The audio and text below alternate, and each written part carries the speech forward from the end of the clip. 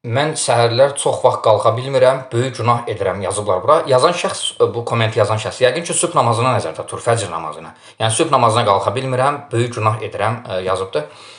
Ümumiyyətcə sübh namazına durmaq günümüzdə bir çox müsəlmanlarda problemdir. Bəziləri dura bilmirlər, yatıb qalırlar, bəziləri 2 gün sübh namazına qalxır, 3-cü gün qalxa bilmirlər. Yəni çox yazırlar ki, sübh namazına oyana bilmirəm, nə edim? Sübh namazına qəsdən yatıb qalmaq böyük günahdır, olmaz. Qəsdən yatıb qalmaq. Yəni bilmədən yatıb qalmaq demirəm. Kim qəsdən sübh namazına yatıb qalarsa böyük günah sahibidir. Və o insan bu əməlinə görə tövbə eləməlidir. Qəsdən sübh namazının vaxtını neynədiyinə görə, ötürdüyünə görə. Olmaz, yəni sübh namazına qarşı diqqətli olmaq lazımdır. Düzdür, hər birimiz yatıb qala bilərik sübh namazına. Başımıza gələ bilər bu. Yəni sübh namazını qaçırda bilərik bilmədən. Hətta Peyğəmbərimiz belə, Muhammed sallallahu aleyhi və səlləm belə sübh namazını qaçırdığı vaxt olub həyatında. Amma burada məsələ budur ki, biri var qəsdən yatıb qalmaq, biri var bilmədən yatıb qalmaq. Qəsdən yatıb qalmaq böyük günahdır. O insan oyanan kimi durub tövbə eləməlidir, yuxudan oyanan kimi. Amma bir insan bilmədən yatıb qalıbsa, məsələn, yorğun olub axşam yatıb oyana bilməyib sübh namazına və yaxud da budilnik zəng salıb oyana bilməyib, qalxıb görüb ki, günəş çıxıbdır, sübh namazının vaxtı çıxıbdır.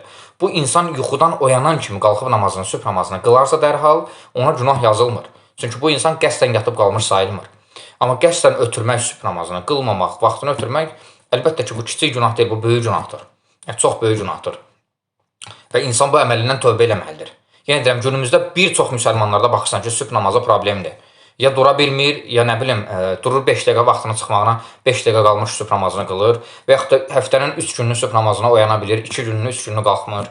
Öyle diqqətli olmaq lazımdır. Sübh namazına oyanmaq üçün axşam tez yatmaq lazımdır və çalışarkən, yatarkən diqqətli olmaq lazımdır. Dəst namazda yatmaq, zəng budilnik qurarkən 4 dənə, 5 dənə, yəni 1 dənə yox, 4 dənə, 5 dənə zəngli saat budilnik qoymaq ki, sübh namazına rahat oyanmaq üçün. Amma qəsdən yatıb qalmaq böyük günahdır, olmaz.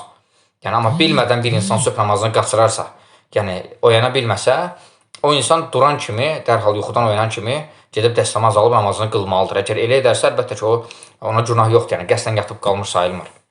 Yəni, diqqətli olmaq lazımdır sübh namazına qarşı.